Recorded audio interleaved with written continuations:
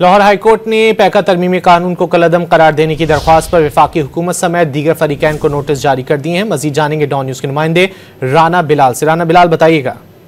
देखिए, लाहौर हाईकोर्ट के जस्टिस फारूक हैदर ने फेडरल यूनियन ऑफ जर्नलिस्ट की दरख्वास्त पर समाअत की और अदालत ने वफाकी हुकूमत समेत दीगर फरीकैन को नोटिस जारी करते हुए जवाब तलब कर लिया है। दरख्वास्त गुजार की जानिब से ये मौक़िफ़ इख्तियार किया गया कि गुज़िश्ता हफ्ते कौमी असम्बली ने पैका तरमीम से मुतल्लिक बिल मंजूर किए, जबकि माजी में पैका को खामोश हथियार के तौर पर इस्तेमाल किया जाता रहा है।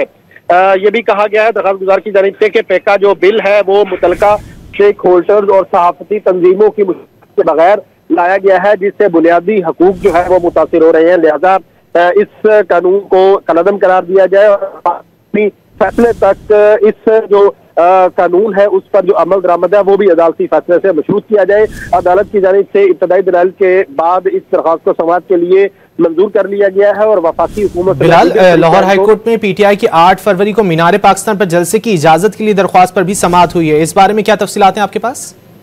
तहरीक इंसाफ की जानिब से 8 फरवरी को लाहौर में जलसे के हवाले से दरख्वास्त पर भी समाअत हुई है और अदालत की जानिब से चीफ सेक्रेटरी पंजाब को 11:15 बजे जो है वो अदालत में तलब किया गया है। आज जस्टिस फारूक हैदर की जानिब से आलिया हमजा की दरख्वास्त पर समाअत की गई, जिसमें